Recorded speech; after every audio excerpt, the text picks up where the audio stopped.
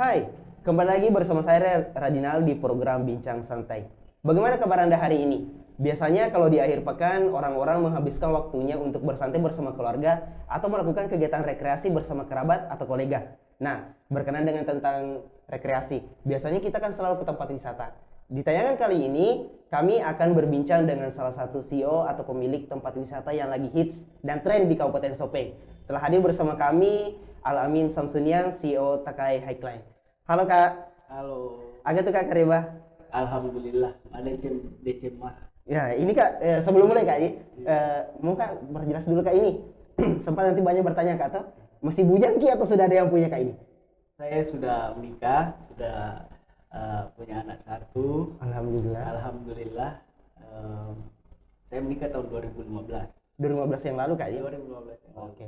Kak, tips-tips tak mungkin ada yang untuk menjaga kebugaran Kak? Soalnya kalau masa-masa sekarang kan cuaca berubah-ubah. Biasanya Kak, tips-tips tak untuk atau kebiasaan tak untuk menjaga kesehatan itu bagaimana? Ya, untuk menjaga kesehatan kan saya juga kebetulan alumni olahraga. Iya. Yang dijaga itu jasmani dan rohani. Jasmani yang kemudian dijaga itu ya paling tidak berolahraga rutin, terus paling tidak berolahraga lah. Sisihkan waktu dalam sehari untuk melakukan paling tidak pemanasan atau olahraga. Kemudian rohani, ketika banyak permasalahan kan sekarang kan anak-anak muda sekarang itu dibilang mental health kan Ya, banyak udah, ya. masalah. Nah itu persoalan rohani. Ya, mungkin sisihkan waktu beberapa menit, beberapa jam dalam sehari untuk mendekatkan diri kepada Allah Subhanahu Wa Taala atau paling tidak melakukan refreshing atau menenangkan diri lah, paling tidak seperti itu. Nah, Kak ini kan dikenal Ki punya tempat wisata. Tapi Kak mau Kak tahu dulu ini maksudnya ini tempat wisata tak di mana Kak lokasinya? Di Desa Pising, Desa Pising. Kecamatan Dondri, Jalan Buludongi, namanya Takai Highland. Oh, oke. Itu Kak masuk atau bagaimana? Di pinggir jalan poros Kak? 1,5 kilo dari Satu Jalan kilo. Poros. Oke. Kak awal mula tak ini berbisnis sebenarnya? Mungkin bisa diceritakan? Berbisnis ya. Jadi kalau berbisnis saya sejak dari dulu mungkin sudah ada bisnis kecil-kecilan, kemudian ya paling tidak dimulai dengan keberanian lah ketika kita mengelola bisnis. Dan kebetulan pada saat COVID kita masuk ke Sopeng, terus melihat jalan-jalan di daerah Pising berkeliling kan dulu pagi-pagi ke waktu COVID itu kita berjemur Ya, atau berolahraga. Kita sekeluarga suka untuk jalan-jalan kaki di daerah Desa Pising. Kita ternyata ada sebuah tempat yang kebetulan sangat cantik, bisa Oh, pemandangannya Kak di? bisa gila Danau Tempe, bisa lihat pemandangan gunung, sawah. Jadi saya kira ada tempat yang sangat menarik yang kemudian bisa dimanfaatkan untuk dijadikan sebuah bisnis. Oke. Jadi lahir nih Kak ini Takai Highland. Lahir Oke. Takai Highland. Tapi Kak isi-isinya yang tempat wisata ini apa saja? Sekarang kan masih dalam proses pengembangan. Jadi yang ada sekarang itu di 50% pengerjaan kita ini ada kafe, terus ada kolam renang, ada rooftop, terus ada semi outdoor ballroom, terus ada sekarang yang baru ATV adventure, terus ada taman-taman bunga, spot-spot foto. Oke. Berarti tempatnya Kak Instagramable Kak Adi? Cocok lah untuk boleh foto. dibilang. Memang kita value-nya menciptakan sebuah tempat yang kemudian Instagramable. Oke. Ini Kak yang di Takai ini kan tadi disampaikan beberapa item-item untuk wisatanya. Iya. Tapi rencana Kak ini ada tidak yang mau ditambah? Banyak sekali yang kemudian kita mau tambah di Takai. Iya. Karena kita paham behavior daripada manusia itu tingkat kepuasannya itu cepat, puas, terus butuh sesuatu yang baru. Jadi kita mengikuti hal itu, artinya kita akan menambah terus fasilitas-fasilitas dan juga nilai-nilai yang baru yang kita tawarkan kepada masyarakat, dan akan ada banyak lah penambahan terkait. Kemudian daripada itu memang kita punya ditunjang juga dengan lahan yang cukup luas. Jadi, banyak yang bisa diolah, banyak yang bisa dikolaborasikan. Biayanya Kak untuk masuk itu maksudnya satu kali bayar karcis untuk semua item yang di dalam atau bagaimana Kak? Nah, jadi masuknya 20.000 untuk dewasa, 10.000 untuk anak. Nah, untuk fasilitas kafe, berenang, foto-foto dan sebagainya itu kita gratiskan. Tapi ketika ingin bermain ATV itu bayar lagi per orang itu 100.000 atau 150.000. Jadi seperti itu, karena memang kalau ATV kan kita butuh bensin, terus harga bensin, harga bahan bakar sekarang naik. Iya, betul. Sangat membutuhkan pembayaran di bidang ATV. Oke. Kak, ini kan pasti ada perusahaannya Kak ya. Perusahaan tak ini maksudnya Kak cuma bergerak di bidang bisnis kah atau mungkin ada yang bidang lain? Di bidang bisnis ada. Iya. Kemudian kami juga ada yayasan pendidikan. Oh, yayasan pendidikan Kak. Berarti sekolah Kak di? Saya sekolah. Lokasinya Kak? Lokasinya di BTP. BTP, oke. Dia Kak fokusnya ke pendidikan tingkat SD, SMP, SMA atau? Ada SD, ada SMP, ada SMK, ada SLB. Oh, baik. Bisa mungkin Kak diceritakan lagi? Lebih diceritakan lebih dalam begitu? Jadi 2014 saya menjadi ketua yayasan di situ. Mungkin umurku di situ 21 tahun. Masih muda. Di yayasan itu yayasan milik orang tua. Kemudian diberikan amanah kepada anaknya untuk bagaimana mengembangkan. Alhamdulillah di yayasan tersebut sampai saat ini sudah ada sekitaran ribuan siswa di sana, tenaga pengajar sekitar 100-an lebih, karyawan, pegawai yayasan puluhan. Alhamdulillah kita berproses di situ. Saya pun berproses di situ, mengetahui banyak hal di sana, mengetahui proses-proses pendidikan seperti apa. Karena kebetulan saya juga S1-nya di UNM. Oh, berarti satu alma mater Kak? Satu alma mater. Iya. Sama UNM, Fakultas Ilmu Keolahragaan. Jadi saya guru olahraga dulu. Baik. Kak, ini kan tadi ada yayasan sekolah Kak. Ini maksudnya Kak dia untuk anak-anak yang putus sekolah juga bisa? Jadi itu yayasan itu dibuat sama bapak. Iya. Keresahan bapak waktu kecil ketika dia tidak bisa bersekolah karena tidak bayar SPP. Iya. Nah, itulah yang kemudian membangkitkan semangatnya beliau untuk membuat sebuah sekolah. Nah, sekolah tersebut kita memang targetkan untuk masyarakat yang kurang mampu. Jadi di sana masyarakat sekitar, anak tukang beca, pemulung, kita jemput, kita bersosialisasi di lapangan, jemput mereka untuk bersekolah.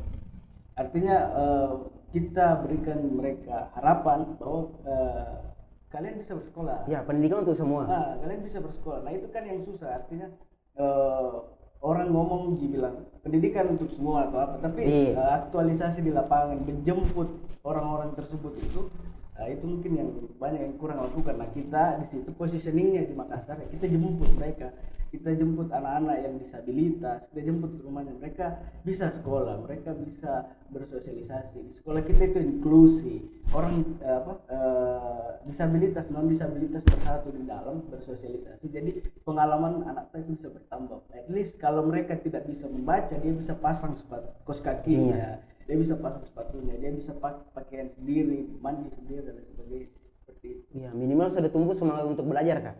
Betul. Baik. Kak, ini kan bisnis kita juga sudah memulai bisnis dari lama. Mungkin kita lewati juga masa pandemi. Bagaimana Kak pandangan tak sekarang di dunia bisnis? Karena kan banyak nih beberapa tahun yang kita lalui. Apalagi setelah pandemi ini. Pandangan-pandangan tak tentang bisnis. Jadi setelah pandemi kita tahu bahwa behavior dari orang-orang itu sudah berubah. Mereka menginginkan hal-hal yang instan. Kemudian penggunaan teknologi dan penggunaan media sosial sangat menunjang bidang bisnis saat ini. Jadi kasarnya dibilang semua orang sekarang cepat bosan dan pengen melakukan sesuatu itu Dengan dengan cepat. Artinya ketika dikaitkan dengan bisnis, artinya seseorang yang mempunyai visi, seseorang yang bisa meretas hal-hal tersebut, ya itulah yang termajukan. Jadi persoalan-persoalan masyarakat, contohnya kayak Gojek, Grab dan lain sebagainya, itu kan berdasarkan dari permasalahan masyarakat yang kemudian diaktualisasikan di bisnis. Oke. Kira-kira Kak, ada tidak inovasi-inovasi bisnis yang mungkin kita rencana mau lakukan, atau misalnya nanti kalau ada perbincangan di tempat lain, mungkin sarankan ke anak muda, oh bagus kayaknya berbisnis kayak begini. Ada tidak Kak? Kalau saya ajak ya berbisnis pariwisata. Pariwisata Kak, Pariwisata. karena Kak Peluangnya 200% benefit. Itu untungnya 200%, 100%. Dan tidak ada matinya kalau wisata. Itu bisnis yang sangat safe, paling aman bisnis pariwisata. Karena kita cuma menciptakan sesuatu terus promosi orang datang. Ciptakan sesuatu promosi orang datang. perbarui Standar pelayanan, di maintenance terus dan lain sebagainya, kebersihan dijaga, itu orang akan datang. Dan kita tahu bahwa orang itu butuh rekreasi ya pasca pandemi, dan bekerja dari shifting ya, dari bekerja dari rumah terus bekerja kembali di kantor, itu menimbulkan energi dan stres yang tinggi. Jadi ya kalaupun wisata lewat media sosial tidak cukup, ya mereka keluar mencari tempat wisata. Sebenarnya Kak ini tertarik Ki untuk berbisnis di wisata. Sebenarnya Kak ada tidak poin-poin lain Kak yang mungkin dirasa kayaknya yang kayak begini belum ada di tempat wisata mungkin. Ada tidak Kak? Jadi yang pertama saya sangat tertarik buat tempat wisata di Sopeng, karena saya lihat Sopeng itu di tengah. Orang banyak mengatakan bahwa Sopeng itu bukan tempat tujuan. Saya banyak sekali mendengar hal tersebut. Tapi disinilah saya melihat bahwa di sini saya bisa retas. Artinya saya bisa datangkan orang yang ada di Bone, di Wajo, di Sidrap, di Parepare, di Pangkep, di Baru, sekelilingnya kita ini. Saya bisa datangkan di sini. Artinya pemikiran yang bilang Sopeng itu tidak dilewati sama orang. Bukan kalau memang tidak dilewati sama orang, you provide value. Sopeng ciptakan nilai. Orang yang akan datang ke sini. Karena kalau kita terus terkuku di situ, di bahasa itu, tidak ada inovasi-inovasi yang baru yang akan terjadi. Jadi itu yang pertama. Kemudian yang kedua, Sopeng ini secara letak geografis kita di atas gunung, tidak ada laut. Artinya yang kita bisa tawarkan itu scenery, pemandangan dari atas gunung. Nah, ketika pemandangan di atas gunung kita tawarkan kepada orang-orang yang stres, orang-orang yang membutuhkan konten, itu sangat mempunyai nilai yang tinggi. Pas Kak ya? Pas sekali. Kena itu barang. Kena itu barang. Kena itu barang. Jadi saya pikir kemudian ditambah lagi dengan pelayanan yang memuaskan, terus pelayanan memuaskan, terus fasilitas-fasilitas menunjang yang lainnya, saya kira tidak ada yang bisa menahan kita, tidak ada juga yang bisa menolak kita, karena kita betul-betul ingin supaya pariwisata ini berkembang pesat. Nah, di samping itu masyarakat sekitar, dan perlu kita tahu bahwa sekarang pegawainya Takai Highland 40 orang. 40 orang Kak? 40 orang, mayoritas orang sekitar. Oh, masyarakat sekitar ya Kak ya? Orang Bising, Dondri. Jadi kami sama sekali tidak pakai orang-orang di luar. Nah, di samping itu masyarakat sekitar bisa berkembang, bisa mendapatkan pekerjaan. Terus tanah-tanah di sekitar kami juga naik harganya. Sawah-sawah ataupun kebun-kebun yang kemarin mati hidup kembali. Artinya ada harapan baru dari masyarakat ketika kita buat sebuah tempat pariwisata. Ada harapan baru yang dilihat sama masyarakat. Hidup mereka itu lebih berwarna Ki. Oh, jadi ada yang terpacu Kak Di? Ada yang terpacu. Jadi kayak dia lihat ramainya orang datang. Iya. Muncul itu apa yang harus saya buat supaya saya bisa kasih singgih orang di rumah belanja sesuatu atau bagaimana. mungkin menanam buah kah dan menanam sebagainya. buah kan dia display di depan buah-buahannya, dia display di depan kerajinan tangannya. Nah itulah yang yang saya bilang menimbulkan harapan baru pada masyarakat. Oke. Kak, ini kan kalau tempat wisata itu banyak orang juga yang kayak melepas penat, mungkin ada juga yang galau. Terbersit tidak Kak di pikiran tak? Nanti nih tak kayak sediakan layanan biro jodoh. Terbersit tidak Kak? Belum sih. Belum, Kak, tapi menarik sekali biro jodoh atau paling tidak psikiater lah. Oh, psikiater Kak. Psikiater paling cocok karena tidak bisa dipungkiri anak-anak sekarang itu cepat Stres. kena mental, cepat stres karena mungkin kurang bersosialisasi. Iya. Kemudian tekanan lewat media sosial. Kan kita lihat banyak nih, ada orang yang bunuh diri, ada yang melakukan tindakan sesuatu yang luar biasa gara-gara mungkin tekanan sebenarnya. Itu faktor daripada kemajuan teknologi, faktor daripada kurangnya bersosialisasi. Jadi psikiater mungkin butuh ya, tapi kita coba pertimbangkan psikiater. Sopeng pun mungkin bisa ada psikiater. Itu masyarakat yang galau ada tempat untuk bercerita. Jadi masyarakat itu paling tidak ada tempat untuk bercerita yang disiapkan. Jadi orang datang ke sana buka cerita seperti ini karena itu mungkin saya kira sangat penting karena ya kita lihat banyak kejadian-kejadian yang terjadi. Anak-anak juga semakin brutal gitu. Makassar semakin brutal atau bagaimana? Kenakalan remaja. Jadi mungkin kurang orang yang melunakkan mereka, kurang orang yang meluruskan bagaimana bagusnya. Baik. Kak, ini motivasi bisnis tak itu dari orang, ada sosok yang menjadi motivasi tak Kak, atau mungkin ada suatu kejadian yang dirasa wah harus Kak kayak berbisnis ini mungkin ada tidak Kak, biasa diceritakan seperti itu? Kakek dari ibu seorang pengusaha di Sopeng dulu. Namanya Toko Lama Rio. Di Pusper. Jadi saya waktu kecil memang sering berjualan, ikut-ikut jualan di situ di Pusper. Jadi mungkin sejak kecil ada mila insting bisnis, terus melihat langsung kakek berbisnis. Jadi itulah yang membuat kayaknya saya bagus berbisnis deh. Nah, jadi ya sepanjang perjalanan ini kita bisnis. Nah, apapun itu Kak ya, selama itu masih bisa membantu orang lain juga. Betul. Kak, ini latar belakang pendidikan tak kan tadi sempat disebut sedikit. Kalau alma mater tak UNM, itu S1. Kalau S2 Kak? S2 saya di Binus Business School, tapi saya juga di University of Chester.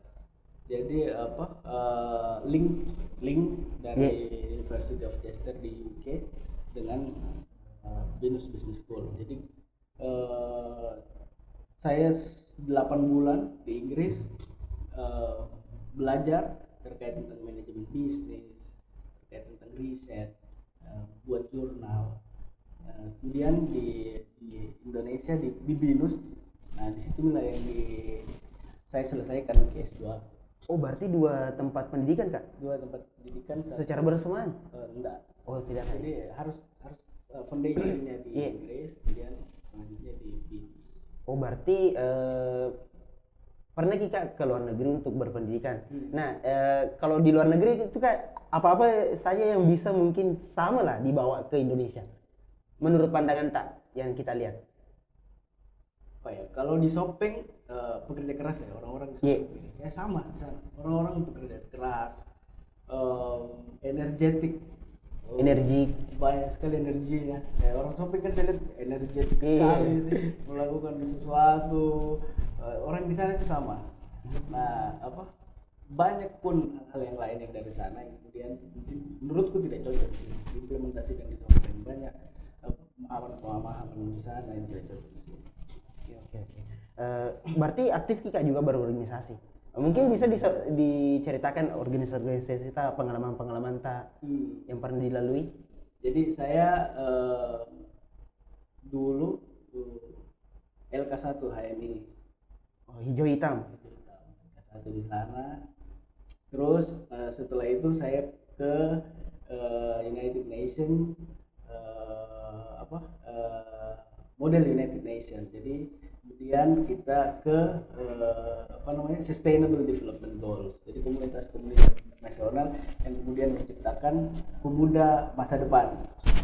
Jadi kita di sana represent Indonesia, kemudian bergabung dengan beberapa negara, kita mendiskusikan apa yang terjadi di Indonesia, apa yang terjadi di negara mereka. Nah, apa peran kita seharusnya untuk kita lakukan untuk bagaimana merentas persoalan-persoalan. Terus kemudian kayak bisnis, wisata, atau teknologi itu dikolaborasikan. Jadi saya lebih senang komunitas-komunitas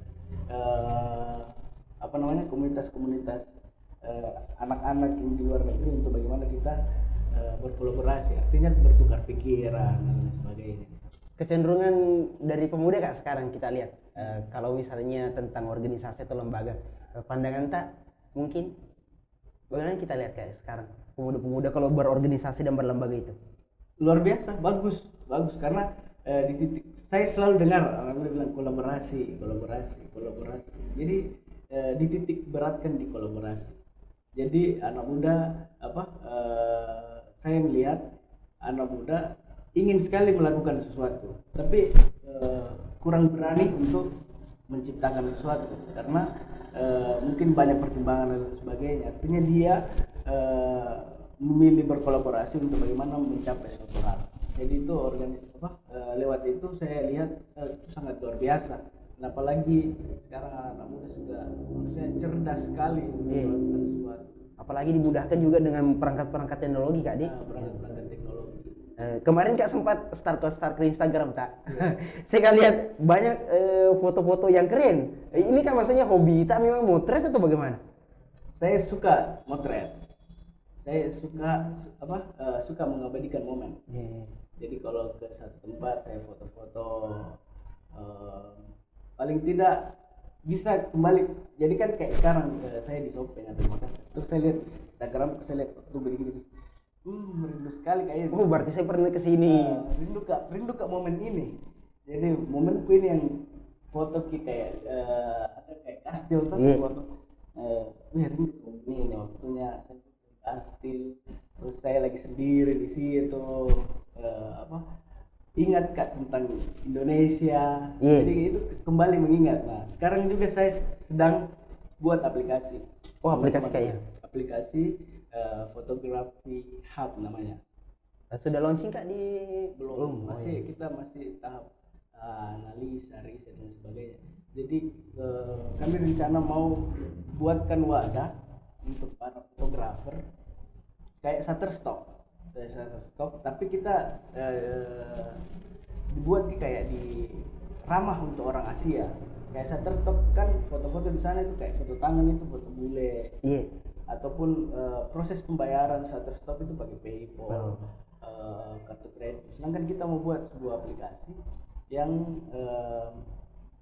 aplikasi untuk menyatukan fotografer, desain grafis untuk bergabung dalam semua itu untuk jual beli dan lain sebagainya, dan pembayarannya dimudahkan, bisa pakai OVO dan sebagainya. Oh, berarti pelayanan untuk hak digital. Digital dan yang menjadi nilai kita ya, kita mau, karena kan kita belum ada sekarang yang kayak orang yang ambil gambar ternyata tidak menjelaskan cerita, what's the story behind the picture. Jadi kita mau sediakan juga orang menceritakan gambarnya, artinya yang dijual bukan hanya sekedar gambarnya tapi juga ceritanya. Kayak ada history. Nah, saya kira itu juga hal yang menarik dan bisa menambah nilai jual dari sebuah karya.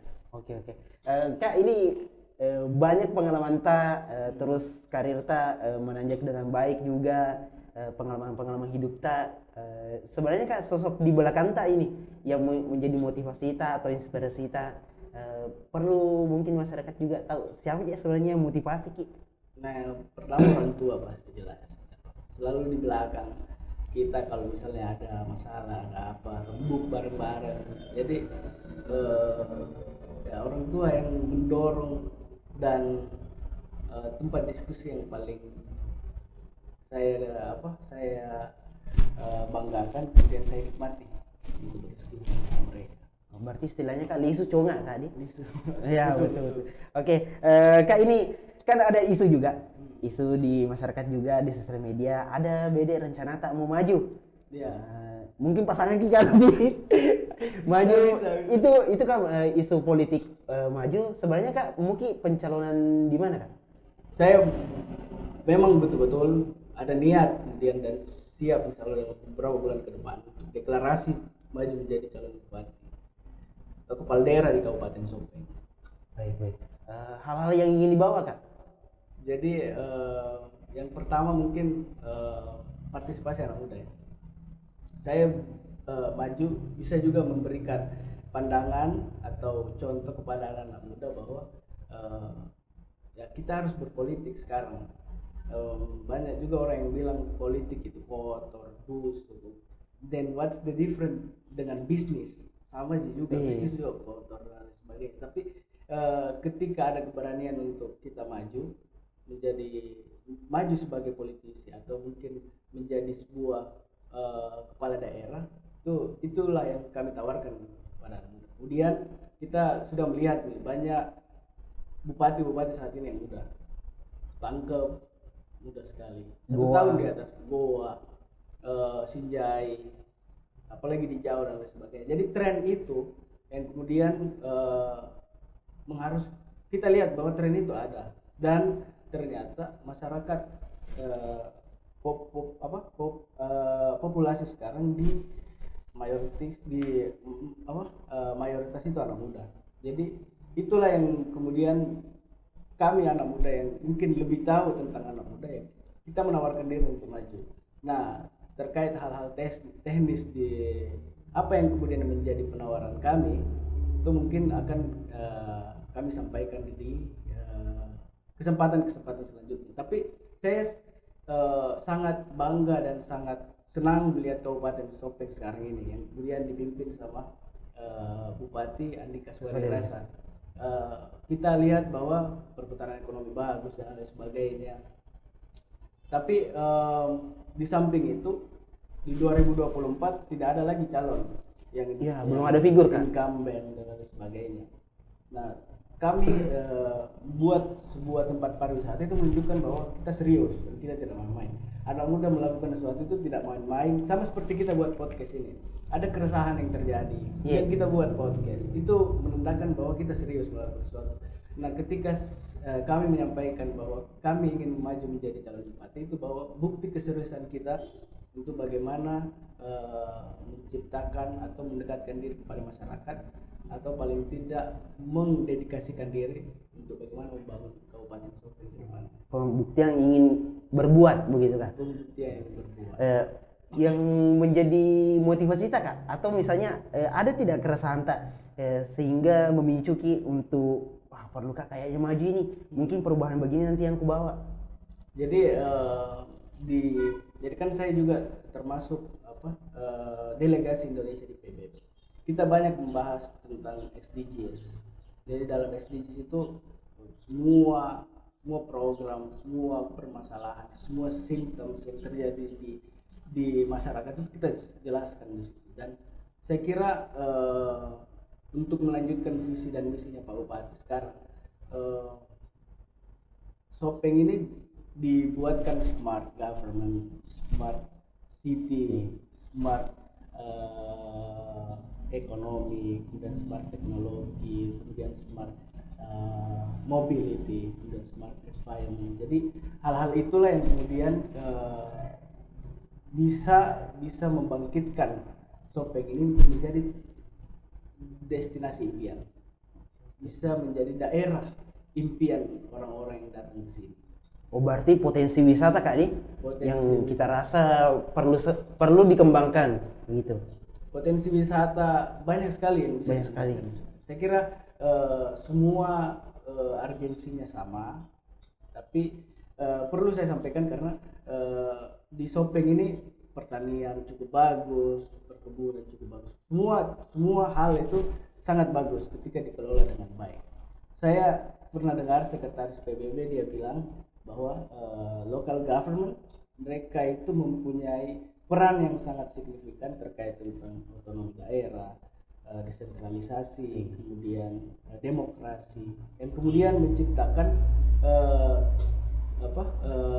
well-being of the citizen is depend on pemimpin daerah. Jadi kehidupan masyarakat itu tergantung dengan pemimpin daerah. Nah, bisa ditarik kesimpulan bahwa pemimpin daerah saat ini di 20 tahun kemarin sampai saat ini, masyarakat di daerah ini sangat bertumpu kepada pemimpin daerah. Nah, sekarang kita bisa lihat bahwa Pak Jokowi sudah bisa jadi presiden dari seorang pemimpin daerah. Jadi fenomena ini yang mungkin menjadi acuan kami untuk bagaimana bisa berkontribusi terhadap masyarakat. Oke.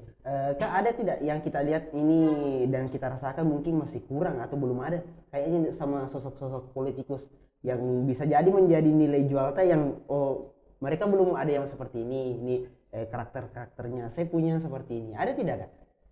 Hal-hal yang dirasa belum ada begitu dari politikus Topeng atau bagaimana? Yang dari pernah Kak lihat begitu. Kalau politik itu kalau menurut pemahaman ataupun dari saya, pemikiran saya bahwa di politik itu ya harus memang lihai orang di dalam. Kemudian saya punya DNA seorang politisi, adik saya seorang politisi, orang tua saya seorang politisi. Saya kira dengan saya tidak bisa menyampaikan bahwa apa yang kemudian saya diferensiasi saya dengan politisi yang lain, saya tidak bisa menyampaikan, tapi saya yang ingin saya sampaikan bahwa saya turun ke lapangan. Saya mencari tahu apa yang terjadi di lapangan.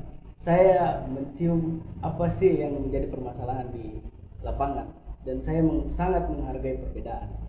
Jadi perbedaan-perbedaan yang terjadi ya saya sangat hargai. Kemudian saya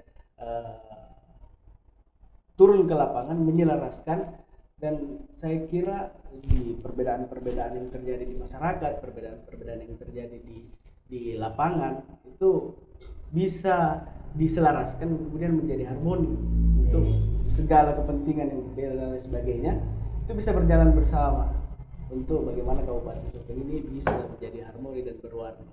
Oke. Tapi kan ini kan kebetulan politik itu selalu bersentuhan dengan modal. Tapi saya tidak bicara tentang yang tanda petik itu Kak ya. Saya mau koreksi sedikit coba. Kak, modal sosial tak begitu? Apakah modal sosial tak kita bentuk lain di luar dari tempat rekreasi yang sudah kita buat atau bagaimana? Ya, tentu kalau kita ingin menjadi pemimpin, kita harus dekat sama rakyat. Kita harus dekat sama masyarakat. Nah, itu ajaran orang tua saya. Nah, ketika kita menjadi kepala daerah harus turun ke lapangan. Saya rutin turun ke lapangan, bertemu sama masyarakat, mendengar keluhan masyarakat. Jadi untuk terkait dengan popularitas, ya itu persoalan waktu. Yang paling penting sekarang adalah keberanian. Anak muda itu dibuka cakrawalanya. Berani Ki, terbuka Ki. Tunjukkan bahwa kita bisa untuk bagaimana mengambil kekuasaan, bagaimana kita bisa mengumpulkan kekuatan, bagaimana kita bisa mengetahui permasalahan-permasalahan yang terjadi di lapangan. Jadi itu yang saya ingin sampaikan kepada anak muda. Saya selalu bertemu sama masyarakat, saya sampaikan bahwa buka pintu tak kalau ada anak muda yang mau menyampaikan sesuatu. Kalau ada anak muda yang ingin melakukan sesuatu, buka pintu tak. Anak muda ini sekarang sedang tidak main-main. Anak muda sekarang ini sedang melakukan sesuatu yang sifatnya dedikasi untuk masyarakat. Lewat politika, lewat apa, kebuka Ki lebar-lebar. Jadi saya kira banyak pun juga yang bilang masih muda ini masih muda Ki, belum berpengalaman dan lain sebagainya. Di samping itu orang itu berbicara itu, kami anak muda sedang mengumpulkan kekuatan, kami anak muda sedang melakukan sesuatu di lapangan. Jadi saya kira ini fenomena sekarang ya, banyak anak muda. Momentum 2024 harus anak muda tampil di situ, karena persoalan-persoalan ke depan, isu-isu teknologi, persoalan masyarakat ya bisa saja anak muda menjadi solusi di situ. Baik. Jadi yang menjadi semangat tak Kak juga ini kalau bukan sekarang Ki bertindak, kapan pi lagi? Kamu bilang Iya. Oke, Kak ini kan kita juga tahu kalau Pak Ceta adalah seorang politisi. Pak Ce Kak sudah berapa kali Kak duduk di senanya? sudah 4 kali. 4 kali. Saya 2 kali di Jakarta, di 2 kali Makassar. Oke oke. Mungkin Kak awal modal sosial tak dari Pak Ce atau buat sendiri Ki? Eh, saya buat sendiri. Oh iya. Oke, Tentunya oke. apa namanya, dia punya popularitas yang tinggi, tapi saya juga bisa sih. Saya Iya. juga bisa, dan saya mau tahu apa yang terjadi di masyarakat. Itu kuncinya di situ. Mau tahu apa yang terjadi di masyarakat. Mau tahu apa kegiatan-kegiatan di masyarakat. Mau tahu apa peristiwa-peristiwa yang terjadi. Mau tahu apa benang merah terhadap satu permasalahan terhadap permasalahan yang lain. Mau tahu langkah-langkah apa yang kemudian dilakukan. Jadi apa, Bapak punya popularitas, tapi saya juga mampu untuk bagaimana turun ke lapangan, mencari tahu persoalan masyarakat, kemudian popularitas itu akan naik sendiri. Ya, bukan Ya, bukan karena faktor orang tua Kak ya? bukan karena faktor orang tua ya, mungkin orang tua punya satu hal yang kami tidak punya, tapi kami juga punya satu hal yang mungkin orang tua tidak punya. Tetapi anak muda sekarang kita juga tidak bisa lupa, dan kita juga tidak bisa menafikan orang tua. Orang tua itu adalah tempat berdiskusi yang paling bagus. Bukan hanya sebagai orang tua kan, bukan hanya orang tua yang saya maksud orang tua kandung, tapi orang-orang tua yang ada di sekitar kita. Itu kadang kan anak muda itu overconfidence gitu. Iya. Jadi dia kayak percaya diri sangat tinggi sampai yang lain ini Enggak peduli. Nah, saya dapati bahwa orang tua itu bagus sekali solusinya. Mereka sudah melihat banyak hal, mereka sudah melihat banyak warna, mereka sudah melihat banyak persoalan yang terjadi. Kita berdiskusi, kita bermusyawarah, kita bersosialisasi bersama mereka, mendengar, minta saran dan lain sebagainya, itu adalah sebuah modal yang sangat besar. Oke oke. Ini Kak kan juga rencana Ki mau maju di pilkada. Sebenarnya Kak mungkin yang kita lihat sebenarnya di Sopeng apa lagi Kak anu perlu? Kira-kira yang terbersit Ki bilang wah mungkin momentumnya nih anak muda ini. Ya, saya bilang tadi apa, smart government, jadi pengelolaan pemerintahan yang good governance, kemudian pengelolaan si kotanya yang kemudian terintegrasi satu sama lain, kemudian apa, smart ekonomi ya, seperti apa yang dilakukan sekarang Pak Bupati, menstimulasi UMKM semuanya. Nah, hal-hal itu juga yang akan kita lakukan. Kemudian smart environment, kita lihat sekarang di Bali sudah tidak ada yang orang pakai plastik. Di sebagian kota di Jakarta tidak ada yang orang memakai plastik. Nah, kemudian smart mobility. Jadi mobility itu artinya ketika kita tidak, APBD tidak mampu mengatasi satu permasalahan, bisa berkoordinasi ke Pemprov, kemudian bisa berkoordinasi ke APBN dan lain sebagainya. Seperti contohnya kayak kereta api, program APBN sekarang di Sulsel ya. Kereta api ada kan? Harusnya Sopeng juga ikut di situ, ikut nimbrung di situ. Tapi membutuhkan negosiasi, lobby yang tingkat tinggi untuk bagaimana kereta api itu bisa lewat juga ke Sopeng. Artinya itulah yang saya maksud smart mobility. Jadi ya saya harapkan mungkin hal-hal itu bisa terjadi lah. Kak ini kan Pak Ceta itu di warna tertentu. Nah, ada tidak Kak kemungkinan atau mungkin Moki kasih sekarang jawaban abu-abu begitu atau samar-samar lah kisi-kisi kendaraan tak nanti warna apa kira-kira? Saya tidak bisa ya. Oh iya oke. Intinya kita berjuang, berusaha, berdoa, wilayah hasil itu kembalikan kepada Allah Subhanahu Wa Taala untuk warna ya. Tapi intinya kita berjuang saja lah. Iya, yang penting dekat sama masyarakat. dekat sama masyarakat, tahu apa menjadi permasalahan masyarakat. Itu saja, itu dia yang paling simpel. Karena yang memilih kita masyarakat. Kekuasaan utuh sebuah pemerintahan ada pada masyarakat. Kepentingan masyarakat ya itulah yang menjadi faktor utama, itulah yang menjadi prioritas utama berjalannya pemerintahan. Sebuah keputusan harus berdasarkan daripada keinginan masyarakat. Jadi sehingga ada keadilan, terus kebijaksanaan, terus keselarasan yang bisa dirasakan sama masyarakat. Artinya apa yang terjadi di Sopeng Kota, orang Mariawa juga bisa rasakan di sana. Keramaian di situ bisa juga dirasakan di sana. Kecepatan perputaran ekonomi yang ada di Sopeng Kota, orang Cangade juga bisa rasakan, orang Cinta bisa rasakan. Artinya dan seperti apa yang dilakukan pemerintah saat ini, saya kira sebuah perkembangan yang sangat bagus dan menjadi panutan kami sebagai anak muda. Tidak bisa dipungkiri, beliau menjadi bupati itu karena dekat sama masyarakat, dekat dan juga energi, bekerja keras. Nah itulah yang menjadi acuan kami untuk maju. Artinya kita melihat benchmarking siapa sih yang menjadi panutan kita. Kita lihat bupati sekarang telah melakukan banyak hal pada Kabupaten Sopeng sehingga kita bisa merasakan Kabupaten Sopeng saat ini. Oke. Kan ini Kak juga Pak Ceta sudah dikenal memang halayak bahwa salah satu politik ulung di Sulsel. Ada tidak Kak dirasa beban Kak atau mungkin itu menjadi motivasi tak sebenarnya? Tidak sih, karena saya selalu berpikir bahwa politik itu bukan sesuatu yang jelek.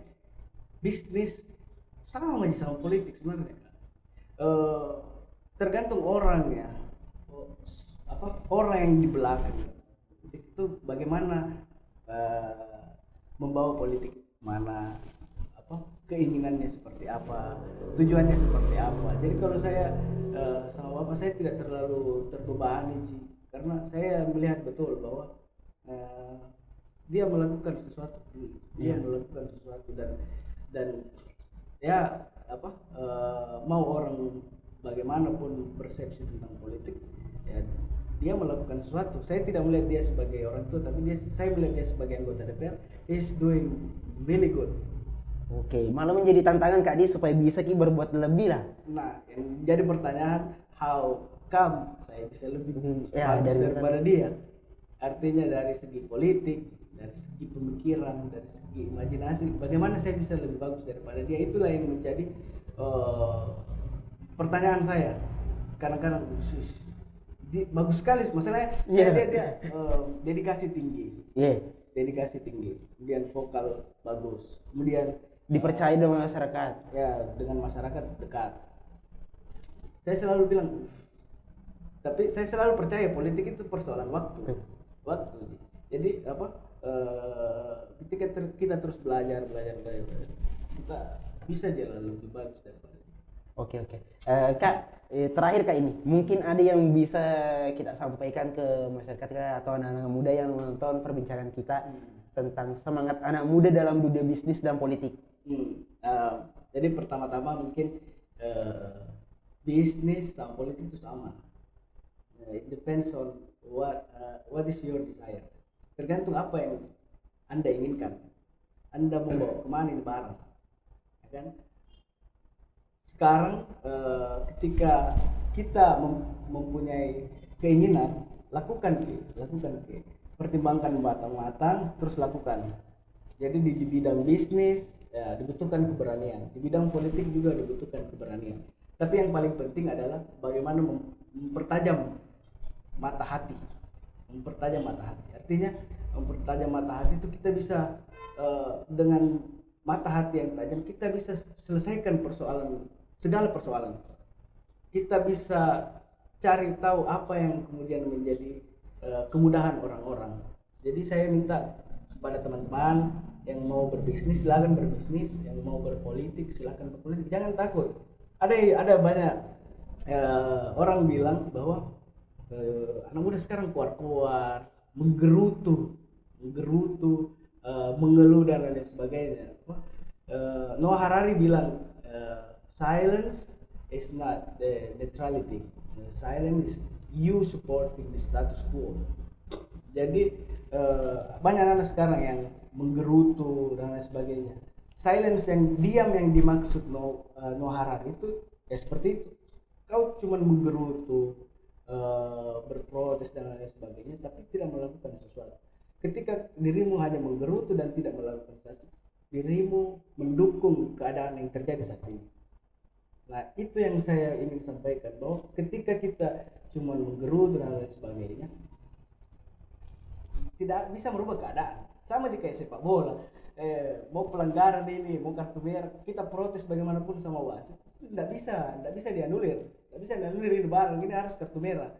Nah, ketika kita melakukan sesuatu, menciptakan permainan yang bagus, menciptakan ekosistem wasit yang bagus, kita bisa menciptakan seseorang yang paling tidak adil lah di lapangan. Jadi saya kira anak muda punya persoalan yang banyak di masa yang akan datang. Saya berpikir bahwa anak muda lah yang kemudian bisa menjadi solusi daripada permasalahan tersebut. Tanpa menafikan orang-orang yang sudah tua, kita sangat ingin untuk berdiskusi bersama mereka, kita sangat ingin bertukar pikiran bersama mereka, kita sangat ingin mendengar saran daripada mereka untuk bagaimana kita melakukan sesuatu untuk kebaikan masyarakat. Oke, baik Kak, terima kasih untuk perbincangan kita hari ini. Banyak sekali hal-hal yang bisa saya pelajari dari Kak Ali nih. Semoga Kak bisa lain kali lagi kita berbincang-bincang. Atau mungkin nanti ada undangan ke TKI juga boleh. Bisa. Saya terima kasih banyak ini sudah diundang, studionya bagus sekali. Sebuah tempat yang luar biasa di Kabupaten Sopeng ya. Baik Kak, terima kasih Kak Ali atas terima kasih banyak kunjungan Tak. Baiklah, itu tadi perbincangan kami dengan Al-Amin Samsunian, CEO TKI Heckline. Memang pemuda belum memiliki banyak pengalaman, tapi pemuda dapat menjanjikan kecerahan di masa yang akan datang. Saya Radinal beserta kru yang bertugas pamit undur diri, sampai jumpa di program Bincang Santai selanjutnya. Enjoy weekend dan berbahagialah.